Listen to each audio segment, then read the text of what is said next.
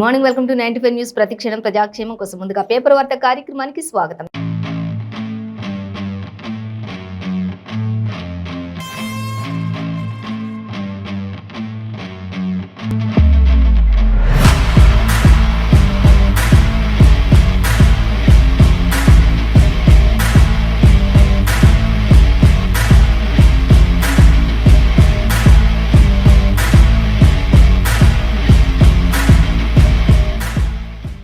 ఈ రోజు మన ముందు ఆంధ్రజ్యోతి, వెలుగు దినపత్రికలోనే ఏ దినపత్రికలో ఏ వార్తలు అనేది మనం మొదటిగా చూసుకున్నట్లయితే ఫస్ట్ వచ్చేసి మనం వెలుగు దినపత్రిక చూసుకుందాం.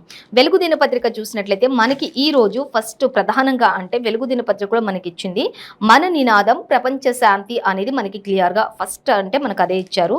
సో ఇక మరొక వార్త చూస్తే ప్రధాన హెడ్లైన్గా సెప్టెంబర్ 17పై పోటీ అంటూ మూడు పార్టీలు మూడు రకాలుగా వేడుకలు జరుపుతున్నటువంటి పరిస్థితి కొనసాగుతుంది అని అనుకోవచ్చు. మెయిన్ అంటే మనకి అధికార పార్టీ కావచ్చు, ఇంకా బీఆర్ఎస్, అలాగే బీజేపీ, అలాగే కాంగ్రెస్ అనుకోవచ్చు మనం. సో దానికి సంబంధించినటువంటి డీటెయిల్స్ అన్ని కూడా మనం చూద్దాం.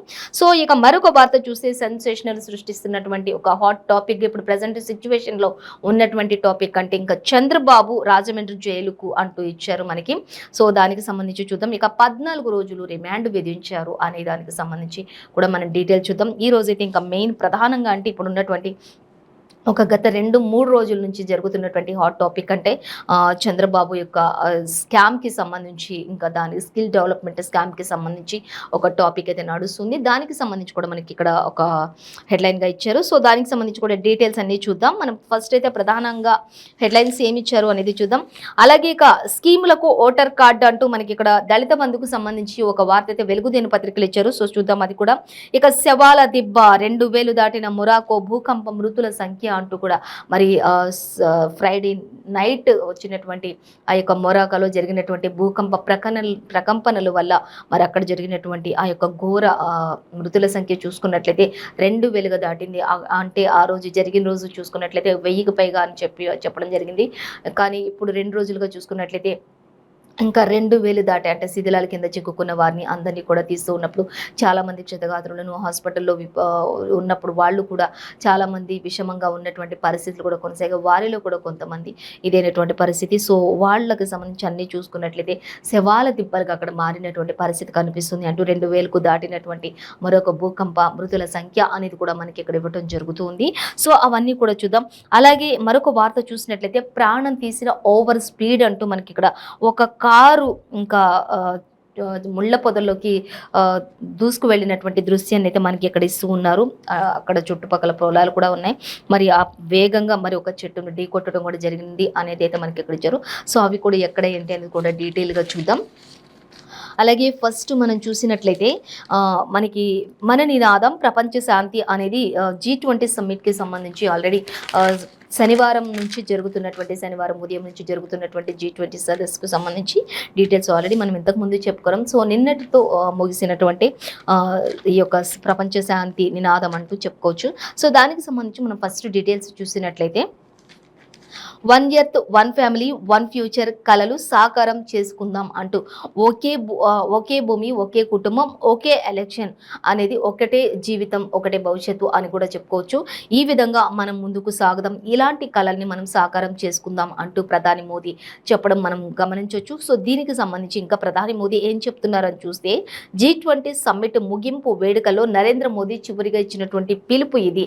అంటే 1 ఎర్త్ 1 ఫ్యామిలీ 1 ఫ్యూచర్ అంటే ఒకటే భూమి ఒకటే కుటుంబం ఒకటే భవిష్యత్తు అన్నట్లుగా మనకి ఆయన ఇచ్చారు. ఈ విధంగానే మనం అందరం కూడా ముందుకు సాగుదాం, దీనిని పెద్ద ఎత్తున మనం దీనిని కొనసాగించుకుంటూ వెళ్దాం, దీనికి సహకారానికి మాత్రమే మనం కృషి చేద్దాం అంటూ కూడా ఆయన చెప్పడం జరుగుతున్నటువంటి పరిస్థితి అయితే మనం ఇక్కడ గమనించవచ్చు. సో అలాగే ఇంకా ఆయన ఏం చెప్తున్నారు అనేది మనం చూసినట్లయితే ఇంకా ప్రెసిడెన్సీ గ్రావెల్ను బ్రెజిల్ అధ్యక్షుడికి అందించినటువంటి ప్రధాని అని కూడా మనం చెప్పుకోవచ్చు. అలాగే నవంబర్లో వర్చువల్ సమ్మిట్ నిర్వహించాలని ప్రతిపాదన, అలాగే ఫైబర్ సెక్యూరిటీ, క్రిప్టో కరెన్సీ, అలాగే ఏఐపై దృష్టి సారించాల్సినటువంటి అవసరం కూడా ఉంది అంటూ ప్రధాని సూచన చేసినట్లుగా కూడా మనకి ఇక్కడ ఇవ్వటం జరుగుతుంది. సో దానికి సంబంధించి ఇంకా మనకి అండ్ డీటెయిల్‌గా అంటే మనకి ఫిఫ్త్ పేజ్‌లో ఇచ్చారు. మొత్తంగా అయితే ఢిల్లీలో జరిగినటువంటి ఈ యొక్క భద్రతా మండలిని కూడా విస్తరించాలి అని కూడా ఆయన చెప్పారు. ఢిల్లీలో జరిగినటువంటి ఈ యొక్క జీ20 సమ్మిట్ ఏదైతే ఉందో దానికి సంబంధించి ఆయన చెప్పినటువంటి కొన్ని విషయాలని మనకి ఇక్కడ పంచుకోవడం, షేర్ చేసుకోవడం జరిగింది. సో, మొత్తంగా అయితే ప్రజలందరూ కూడా ఒకటే నినాదంతో ముందుకు వెళ్ళాలి. ప్రపంచ శాంతిని కోరుకుందాం అనేది ప్రధాని వాదన ఉన్నది అనేదైతే మనం ఇక్కడ గమనించొచ్చు క్లియర్‌గా. ఇంకా సో మరిన్ని డీటెయిల్స్ కూడా మనకి ఫిఫ్త్ పేజీలో ఇచ్చారు, గమనించవచ్చు. అలాగే ఇక పేరు మారిస్తే మూల్యం తప్పదు అంటూ కూడా ఇచ్చారు. అంటే ఇండియా అని పేరు మార్చి భారత్గా పెట్టాలి అనుకుంటున్నటువంటి ఒక టాపిక్ కొన్ని రోజుల నుంచి నడుస్తూ ఉంది. సో దానికి ఒకవేళ పేరు మారిస్తే కనుక మళ్ళీ మూల్యం చెల్లించుకోక తప్పదు అంటే రాహుల్ గాంధీ కూడా పెద్ద ఎత్తున దీనిపై స్పందించారు అనేది మనం గమనించవచ్చు. సో అలాగే ఇంకా దీనికి సంబంధించి డీటెయిల్స్ చూసుకుంటే ప్రతిపక్ష కూటమికి ఇండియా అని పేరు పెట్టుకున్నందుకు మోదీ సర్కార్ ఏకంగా దేశం పేరుని మార్చేసే ప్రయత్నాలు చేస్తున్నారు, ఇది కుట్రతో కూడినటువంటి పని అంటూ కూడా రాహుల్ గాంధీ వ్యాఖ్యానిస్తున్నటువంటి పరిస్థితి కనిపిస్తుంది. సో దీనికి సంబంధించి కూడా మనం ఇంకా మరిన్ని డీటెయిల్స్ ఫిఫ్త్ పేజీలో చూడొచ్చు అనేది అయితే మనకి ఇచ్చారు. సో మొత్తంగా అయితే కేవలం ఇండియా కూటమి ప్రతిపక్షాలు కూటమికి ఇండియా అని పేరు పెట్టుకోవడం వల్లనే దానిని భారత్గా మార్చాలి అనుకుంటున్నారు అంటూ కూడా రాహుల్ గాంధీ పెద్ద ఎత్తున స్పందించారు. అంటే వాళ్ళు ఇండియా కూటమిగా ఎప్పుడైతే పెట్టుకున్నారో అప్పుడే ఇండియా అని తీసేసి భారత్ అని పెడతాను అని చెప్పేసి ప్రధాని మోదీ కూడా అంటున్నారు. ఇది కేవలం దుష్ట ఆలోచన, అందరినీ ప్రపంచం అంతా కూడా శాంతియుతంగా ముందుకు వెళ్ళాలి అని చెప్తూనే ఆయన మాత్రం లోపల కుట్రలు చేస్తూ ఉంటారు అన్నట్లుగా మాత్రం రాహుల్ గాంధీ స్పందించారు. అంటే ఇప్పుడు వీళ్ళు ఇండియా కూటమి అని పెట్టుకోవడం వల్లే కేవలం ఇండియా అనే పేరును తొలగించేసి నేను భారత్ అని పెట్టబోతున్నాను అంటూ ఆయన చెప్పడం జరిగింది. కాబట్టి ఈ యొక్క ఇంతటి విమర్శలు ఎందుకు ఒక పక్క మళ్ళీ చెప్తూనే ఉన్నారు అంటూ ప్రజలు కూడా ఇది క్వశ్చన్ చేస్తున్నటువంటి పరిస్థితి. అంటే ప్రజలందరూ కూడా ఒకటే క్వశ్చన్ చేస్తున్నారు, అంటే ప్రపంచ శాంతితో ముందుకెళ్ళాలి అంటున్నారు. మరి రాహుల్ గాంధీ ఇండియా కూటమి అని వారు మరి కాంగ్రెస్ పార్టీ అధికారంలోకి రావడానికి ముందే ఇంకా ఇండియా కూటమిని పెట్టుకున్నందుకే మరి భారత్ అని పేరు మార్చాలి అనుకుంటున్నారు కదా అని చెప్పేసి ప్రజలు కూడా వేస్తున్నటువంటి క్వశ్చన్ అయితే ఇది మనకి ఇక్కడ అర్థమవుతుంది. సో మరిన్ని డీటెయిల్స్ మనకి ఫిఫ్త్ పేజ్లో ఇచ్చారు, గమనించవచ్చు. మొత్తంగా అయితే శాంతియుతంగా ముందుకు వెళ్ళాలి అంటూనే ఆయన చేస్తున్నారు ప్రధాని అంటూ మాత్రం రాహుల్ ఫైర్ అవుతున్నటువంటి పరిస్థితి మనం ఇక్కడ గమనించవచ్చు. సో అలాగే మరొక వార్త చూస్తే సెప్టెంబర్ 17పై పోటీ అంటూ మనకి ఇక్కడ ఇవ్వడం జరుగుతుంది. ఇంకా 3 పార్టీలు 3 రకాలుగా వేడుకలు చేసుకుంటున్నటువంటి పరిస్థితి కొనసాగుతుంది అనేది కూడా మనకి ఇక్కడ ఇవ్వడం జరుగుతుంది. సో ఇంకా హైదరాబాద్లో ఆదివారం వర్షపాతానికి అక్కడ జలమయమైనటువంటి రోడ్లకు సంబంధించి కూడా మనకి ఇక్కడ ఇచ్చారు. సో డీటెయిల్స్ చూసినట్లయితే ఫస్ట్ మనం సెప్టెంబర్ 17పై పోటీ అనేది చూస్తే 3 పార్టీలు 3 రకాలుగా వేడుకలు జరుపుకుంటున్నాయి. అలాగే విమోచనం అంటున్నటువంటి బీజేపీ, ఇంకా చూస్తే స్వాతంత్ర్యం అంటున్న కాంగ్రెస్. విమోచనం కావాలి అనేది బీజేపీ వాదన ఉంది, స్వాతంత్ర్యం అంటున్నటువంటి కాంగ్రెస్ వాదన, సమైక్యత అంటున్నటువంటి బీఆర్ఎస్ అని అనుకోవచ్చు. సో మనం ఇంతకుముందు చెప్పుకున్నాం. సో 3 పార్టీలు అనగానే మనం ఎగ్జాక్ట్లీ ఏదైతే గెస్ చేసామో అదే మనకి ఇక్కడ కూడా వచ్చినట్టు మనం గమనించవచ్చు. ఇక హైదరాబాద్లో ఒకే రోజు అమిత్ షా, సోనియా గాంధీ, కేసీఆర్ ముగ్గురు కూడా సభలు పెడుతున్నటువంటి పరిస్థితి కొనసాగుతుంది. ఈ ముగ్గురు కూడా ఒకరేమో కాంగ్రెస్ ఏమో స్వాతంత్ర్యం అంటున్నారు, బీజేపీ ఏమో విమోచనము అంటున్నారు, అలాగే బీఆర్ఎస్ ఏమో సమైక్యత అంటున్నారు. సో వీళ్ళు ముగ్గురు కూడా ఒకే రోజు అంటే అమిత్ షా, సోనియా, రాహుల్ అలాగే బీఆర్ఎస్ సీఎం కేసీఆర్ ఎవరైతే అధికార రాష్ట్ర సర్కారు అన్ని కూడా ఒకే రోజు సభలు నిర్వహించబోతున్నారు అనేది కూడా ఆయా ప్రాంతాలను బట్టి కూడా మరి సెప్టెంబర్ 17పై పోటాపోటీగా జరుగుతున్నాయి. మరి ఎవరిది ఎంతవరకు సక్సెస్ అవుతుంది, ఎవరికి ఎక్కువగా ప్రజలు పట్టం కడతారు అనేది కూడా మనం గమనించవచ్చు. ఆ రోజు జరిగేదాన్ని బట్టి కూడా కొంత అంచనాలు అయితే వేయచ్చు. రానున్న ఎలక్షన్స్ మూమెంట్ ఏ విధంగా ఉండబోతుంది అనే దానికి సంబంధించి కూడా మనం ఆలోచన చేయొచ్చు. సో అయితే దానికి సంబంధించిన డీటెయిల్స్ మాత్రం ఇంకా 3rd పేజీలోనే మనం గమనించవచ్చు.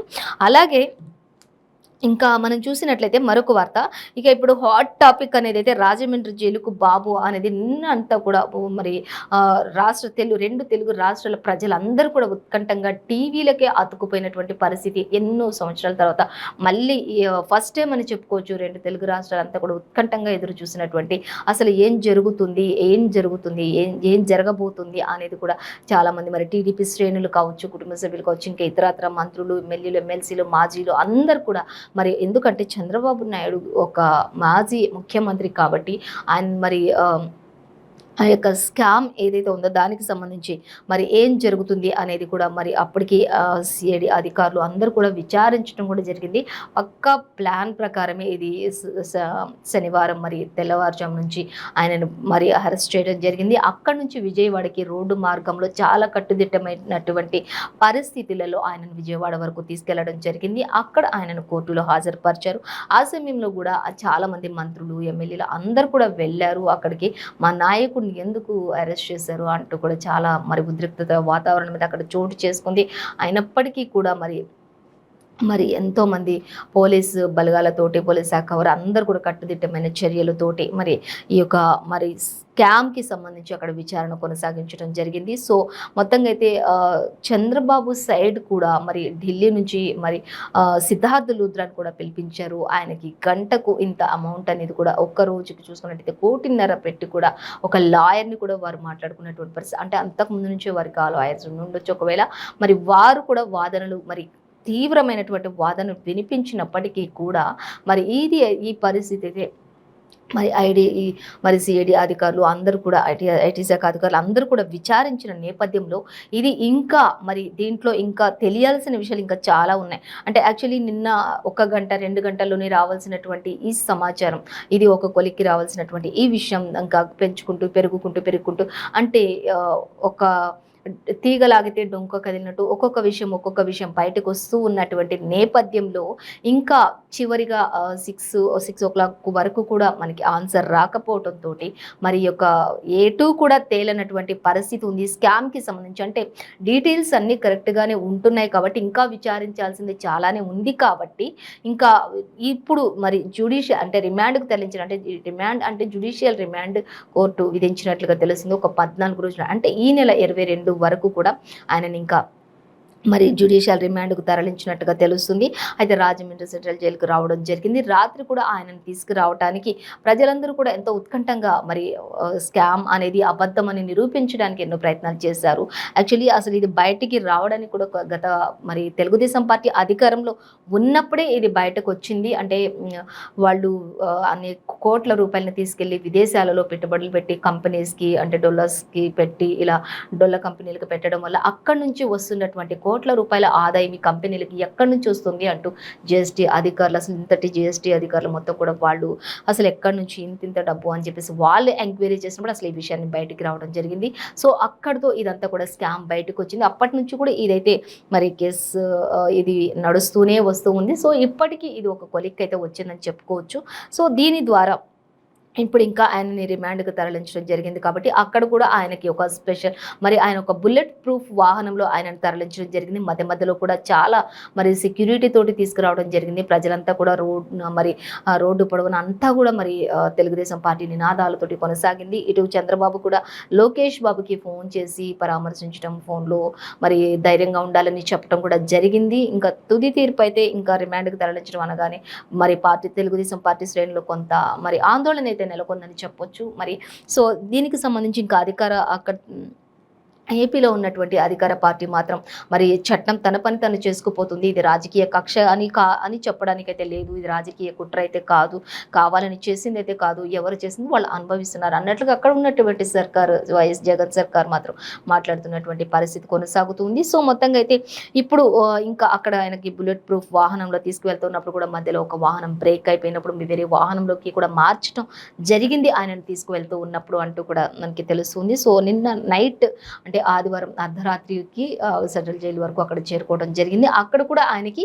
ప్రత్యేక రూమ్ని ఏర్పాటు చేశారు. సో ఆయన రిక్వెస్ట్ పెట్టుకున్నారు, అంటే ఖచ్చితంగా నాకు ఇంటి ఫుడ్ కావాలి, నాకు ఆరోగ్య పరిస్థితి కూడా అంత సహకరించదు కాబట్టి నేను మెడిసిన్స్ కూడా ఇంటి నుంచే తెప్పించుకునే అవకాశం కావాలి అని చెప్పి ఆయన పిటిషన్ ఆయన తరపు న్యాయవాదులు అంటే చంద్రబాబు తరపు న్యాయవాదులు పిటిషన్ వేసినప్పుడు ఆ పిటిషన్కి కూడా వాళ్ళు అంగీకరించారు. ఇంటి ఫుడ్ తీసుకోవచ్చు, అలాగే మెడిసిన్స్ కూడా తీసుకోవచ్చు. ఎందుకంటే ఆయన ఒక్క విధంగా చెప్పాలంటే వయసు పైబడిన వారు కాబట్టి ఖచ్చితంగా అందరూ కూడా అంగీకారంగానే ఆయన వేసిన పిటిషన్కి కూడా అంగీకారం తెలిపినట్లుగా కోర్టు కూడా మనకి తెలుస్తుంది. సో మొత్తంగా అయితే ఇప్పుడు ప్రెసెంట్ ఆయనని 14 రోజులు కూడా విచారణ జరుపుతారు. ఆ విచారణ అనంతరం నిర్ణయాన్ని వెల్లడిస్తారు. మొత్తంగా అయితే ఇది స్కిల్ డెవలప్మెంట్ స్కామ్ కేసుకి సంబంధించినటువంటి ఇంకా మరిన్ని డీటెయిల్స్ కూడా అసలు ఇక్కడ కొన్ని లక్షల కోట్ల రూపాయలను యువతకు మరి ఉద్యోగాలకు సంబంధించి మరి ఎంతో మంది యువతకు సంబంధించినటువంటి విషయం కాబట్టి ఇది అప్పటి నుంచి కూడా కొనసాగుతున్నటువంటి విషయం. సో దీనికి సంబంధించి అందరు కూడా మరి అటు అధికార పార్టీ కావచ్చు, ఇటు తెలుగుదేశం పార్టీ వాళ్ళు కావచ్చు, కానీ అందరూ కూడా ఎవరి ధీమాలో వాళ్ళైతే ఉన్నారు. ఖచ్చితంగా మా నాయకుడు మరి మా నాయకుడు అలాంటిది ఏం చేయలేదు, మా నాయకుడికి సంబంధం లేదు అనేది కూడా చెప్తున్నటువంటి పరిస్థితి. కానీ అధికార పార్టీ వాళ్ళు కూడా ధీమాగా ఉన్నారు, వీళ్ళు కూడా ధీమాగా ఎవరి ఆలోచనలో వాళ్ళు ఉన్నారు, ఎవరి ధోరణిలో వాళ్ళు ముందుకు వెళ్తూనే ఉన్నారు. ఎంతో పటిష్టమైనటువంటి మరి సిద్ధార్థ లూథ్రాని నియమించుకున్నప్పటికీ కూడా ఆయన ఎంతో పకడ్బందీ చర్యలతోటి ఆయన ఎంతో వాదించినప్పుడు కొన్ని వాదనలు వినిపించారు, చాలా పటిష్టమైన వాదనలు వినిపించినప్పటికీ కూడా ఈయనని జ్యుడిషియల్ రిమాండ్కు విధించాల్సిన పరిస్థితి అయితే నెలకొందని చెప్పుకోవచ్చు. సో నిన్న అయితే మొత్తం కూడా మరి 2 తెలుగు రాష్ట్రాలు అని చెప్పుకోవచ్చు, ఇంకా ఇతర రాష్ట్రాలు కూడా చెప్పుకోవచ్చు, కానీ మెయిన్ అంటే 2 తెలుగు రాష్ట్రాలు కూడా ఎంతో ఉత్కంఠంగా ఎదురు చూసినటువంటి పరిస్థితి. ప్రతి ఒక్కరు కూడా నిన్న మరి ఇది ఎటువైపు ఒక్కొలికి ఎటు వస్తుంది, ఎవరి వైపు న్యాయం నడుస్తుంది అనేది తెలుసుకోవడానికి ముందు మాత్రం అందరు కూడా ఎంతో ఉత్కంఠంగా టీవీలకు అతుక్కుపోయిన రోజని చెప్పుకోవచ్చు ఇది నిన్నంతా కూడా. సో మొత్తంగా అయితే ఇప్పుడు ఆయన జ్యుడిషియల్ రిమాండ్ విధించారు, 14 రోజులు రిమాండ్ విధించే ఏసీబీ కోర్టు అంటూ కూడా ఇచ్చారు. 7.5 గంటల పాటు కూడా కొనసాగినటువంటి వాదనలు, యాక్చువల్లీ దీనికి సంబంధించి 1 గంట 2 గంటల్లోనే ఈ యొక్క వాదనలు ఆయనను విచారించడం అన్నీ అయిపోవాలి, కానీ 7.5 గంటల వరకు కూడా ఈ విచారణ కొనసాగుతూనే ఉంది, ఈ వాదనలు వినిపిస్తూనే ఉన్నారని కూడా తెలుస్తుంది. తీర్పు ఇచ్చే ముందర కూడా కోర్టు ఆవరణలో కూడా మరి 2 పార్టీలకు సంబంధించి ఇటు తెలుగుదేశం అధికార పార్టీ వైఎస్ఆర్సీపీ పార్టీ రెండింటిని కూడా ఇద్దరు సైడ్ కూడా మరి అటు 15 మంది ఇటు 15 మంది 30 మంది మాత్రమే కోర్టు ఆవరణలో ఉంటేనే తీర్పు ఇవ్వడానికి జడ్జి ఆమోదం తెలిపింది. సో దాని ప్రకారం ఎందుకంటే ఎక్కువగా అల్లర్లు జరిగినా కూడా చాలా కష్టమవుతుంది కాబట్టి అటువంటి అవాంఛనీయ ఘటనలు ఏవి కూడా జరగకుండా ఉండడానికి ఇంకా అక్కడ ఉన్నటువంటి ఆ పరిస్థితి ఆ వాతావరణాన్ని అంతటినీ కూడా ఫస్ట్ మరి పోలీస్ శాఖ అంతా కూడా సరిదిద్దిన తర్వాతని అక్కడ లోపల కూడా ఇటువైపు 15 మంది అటువైపు 15 మంది లోపల కోర్టు ఆవరణలో ఉన్నప్పుడు మాత్రమే ఈ తీర్పుని వెలువడించడం కూడా జరిగింది. సో ఎంతో పకడ్బందీ చర్యలతోటి కట్టుదిట్టమైన చర్యలతోటి ఇదంతా కూడా జరిగిందని చెప్పుకోవచ్చు. ఇంకా అలాగే ఏపీ అంతటా కూడా 144 సెక్షన్ కూడా అక్కడ అమలు చేసినట్లుగా తెలుస్తుంది. ఈ రోజైతే టీడీపీ నేతలంతా కూడా ఈరోజు ఏపీ బంద్కు కూడా పిలుపునిచ్చినటువంటి పరిస్థితి కొనసాగుతుంది అక్కడ అని చెప్పుకోవచ్చు. సో మొత్తంగా అయితే ఇంకా చంద్రబాబు అయితే నేను విజయంతో తిరిగి వస్తాను అంటూ కూడా ఆయన విక్టరీ చూపిస్తూ ఆయన మరి ఒక సింబల్ చూపిస్తూనే ఆయన ధైర్యంగా ముందుకు వెళ్ళినటువంటి పరిస్థితి కొనసాగుతున్నటువంటి పరిస్థితి అయితే మనం గమనించవచ్చు. మొత్తంగా అయితే రాజమండ్రి జైల్లో అయితే ఇప్పుడు ప్రజెంట్ ఉన్నారు, కానీ ఆయనకు ఒక స్పెషల్ రూమ్ని ఏర్పాటు చేయటం, అలాగే ఆయనకి సంబంధించినటువంటి ఫుడ్ కావచ్చు, మెడిసిన్స్ కావచ్చు, అలాగే వారి భార్యని అలాగే కుమారుణ్ణి అంటే లోకేష్ బాబుని ఇద్దరిని కూడా అనుమతించినట్లుగా తెలుస్తుంది. వారి పర్సనల్ లాయర్ ఎవరైతే ఉంటారో సిద్ధార్థ లూథ్రా వీరిని మాత్రమే ఆయన దగ్గరికి అనుమతించినట్లుగా కూడా తెలిసింది. వీరికి సంబంధించి ఇంకా వీరి తప్ప ఎవరికి కూడా అనుమతి కూడా ఇవ్వలేదు అనేది అయితే మనకి ఆల్రెడీ తెలిసిన విషయమే. సో ఈ ప్రజెంట్ సిచ్యువేషన్ అయితే ఇది కొనసాగుతుంది. సో ఇంకా ఈ 14 రోజుల తర్వాత ఏ విధంగా ఉంటుంది అనేది అయితే మనకి తెలుస్తుంది. సో మరొక వార్త మనం చూసినట్లయితే ఇంకా సో చూసే శవాల దెబ్బ అనేది మనం చూసినట్లయితే 2000 దాటిన మొరాకో భూకంపం అంటూ మృతుల సంఖ్య అంటూ మనకి ఇక్కడ ఇచ్చారు. సో ఇంకా దానికి సంబంధించి డీటెయిల్స్ చూద్దాం. 2421 మందికి గాయాలైనటువంటి పరిస్థితి కూడా కొనసాగుతుంది. ఇంకా వారిలో కొంతమంది విషమంగా కూడా వారి పరిస్థితి ఉంది అనేది కూడా మనకి ఇక్కడ అర్థమవుతుంది. ఇక 1404 మంది పరిస్థితి కూడా విషమంగా ఉంది. ఇంకా 1000 మందికి 1500 దాదాపుగా 1500 మంది వరకు కూడా విషమంగా ఉంది. 2500 వరకు కూడా చాలా మందికి తీవ్ర గాయాలైన వారు ఉన్నారు. అందులో మళ్ళీ 1500 మంది కూడా ఎంతో విషమంగా ఉన్నటువంటి పరిస్థితి కొనసాగుతుంది. అలాగే ఇంకా మనం చూసినట్లయితే ఇప్పటికీ 2000 దాటినటువంటి మృతుల సంఖ్య అంటూ కూడా అక్కడ మనకి ఇవ్వడం జరుగుతుంది. రెస్క్యూ టీమ్ ఆపరేషన్ అంతా కూడా అక్కడ కొనసాగుతుంది అనేది కూడా మనకి ఇక్కడ ఇచ్చారు. కానీ రిక్టర్ స్కేల్ పై ఎంత భూకంప తీవ్రత నమోదైంది అనేది మాత్రం మనకి ఇక్కడ ఇవ్వలేదు. సో మరిన్ని డీటెయిల్స్ అయితే మనం చూడొచ్చు. అంటే పేపర్ 2లో మనకి ఇచ్చారు దీనికి సంబంధించినటువంటి డీటెయిల్స్. మొత్తంగా చూస్తే ఇంకా అట్లాస్ పర్వత ప్రాంతంలోని గ్రామాలు సర్వనాశనం అయిపోయాయి అంటూ కూడా మనకి అక్కడ ఇవ్వడం జరిగింది. ఇక ఇళ్ళు కూలిపోయి టెంట్ల కింద ఉన్న జనం చాలా మందికి ఈ భూకంప తీవ్రతతో ఇళ్లన్నీ కూలిపోయి సర్వం కూలిపోయి టెంట్లు వేసుకొని ఉంటున్నటువంటి పరిస్థితి జనాలు అక్కడ అంటూ కూడా మరి వాళ్ళు ఎంతో తీవ్ర ఇబ్బందులు పడుతున్నారు అంటూ కూడా చెప్తూ ఉన్నారు. ఇప్పటికే ప్రపంచ దేశాలన్నీ కూడా మేము సహాయం చేస్తామని ఈ విషయం తెలిసిన వెంటనే కూడా ప్రపంచ దేశాలలో కొన్ని దేశాలు అక్కడ ముందుకు వెళ్ళి మరి మరొక దేశానికి మరి సహాయం అందిస్తామని చెప్పడం కూడా జరిగింది ఇప్పటికే. ఇంకా చూద్దాం. ఇక ఏకాభిప్రాయం వెనుక హైదరాబాదీ అనే దానికి సంబంధించి మనం డీటెయిల్స్ చూసుకున్నట్లయితే G20 ఢిల్లీ డిక్లరేషన్ ఆమోదం కోసం ఐఎఫ్ఎస్ నాగరాజు నాయుడు తీవ్ర కృషి చేశారని చెప్పుకోవచ్చు దీనికి సంబంధించి అనేది అయితే మనకి ఇక్కడ ఇవ్వటం జరుగుతుంది. ఇక చరిత్రలో నిలిచిపోయేలా ఉంటుంది G20 అనేది కూడా మనకి ముందుగానే మెన్షన్ చేశారు. ప్రధాని మోదీ కృషి ఎనలేనిది అంటూ కూడా కిషన్ రెడ్డి కూడా దీనిపై స్పందించారు. అంటే పార్టీ శ్రేణులు అందరూ కూడా యాక్చువల్లీ స్పందిస్తారు. కానీ కిషన్ రెడ్డి ఎస్పెషల్గా ఆయన స్పందించి ఒకటే చెప్తున్నారు, చరిత్రలోనే ఇది నిలిచిపోయే విధంగా ఉంది G20 అనేది. ప్రధాని మోదీ యొక్క కృషి ఎనలేనిది అని చెప్పుకోవచ్చు అంటూ కూడా కిషన్ రెడ్డి ఎంతో మరి స్పందించారు ఆయన ఈ విషయంలో అనేది కూడా మనకి క్లియర్గా ఇచ్చారు. సో ఇంకా అక్షరధామ్ ఆలయంలో కూడా ఆయన సునాకు పూజలు కూడా చేశారు అక్షరధామ్ ఆలయంలో అనేది కూడా మనకి క్లియర్గా ఇక్కడ మెన్షన్ చేశారు. అక్కడ అంతా కూడా G20 సమ్మిట్ అంతా కూడా ముగిసిన తర్వాత నేతలందరూ కూడా పూజలు ఇంకా కొన్ని ప్రాంతాలను పరిశీలించడం ఇలా రకరకాలైనటువంటి అన్ని కూడా వాళ్ళు ఇష్టమైనటువంటి వాటిని అన్నింటిని కూడా చేయటం, లొకేషన్స్ చూసుకోవడం ఇలాంటివన్నీ కూడా జరిగాయి అనేది మనకి క్లియర్గా మెన్షన్ చేశారు. ఇక మహాత్ముడికి G20 నేతలు ఘన నివాళి కూడా అర్పించారు ఆ యొక్క సభలో అనేది కూడా మనకి క్లియర్గా మెన్షన్ చేశారు. ఇక రష్యా ఏకాకి అని G20 తేల్చేసింది అని కూడా దీనికి సంబంధించి మనకి ఇవ్వటం జరుగుతుంది. సో ఇంకా మనకి ఈరోజు ఆంధ్రజ్యోతి దినపత్రికలో కానీ వెలుగు దినపత్రికలో ఏది చూసినా కూడా యాజ్ స్టేజ్ న్యూసెస్ ఉన్నాయి కాబట్టి సో ఇదండి ఈరోజు పేపర్ వార్తా కార్యక్రమం విశేషాలు. మరో పేపర్ వార్తా కార్యక్రమంతో మళ్ళీ రేపు కలుసుకుందాం. అంతవరకు చూస్తూనే ఉండండి 95 న్యూస్.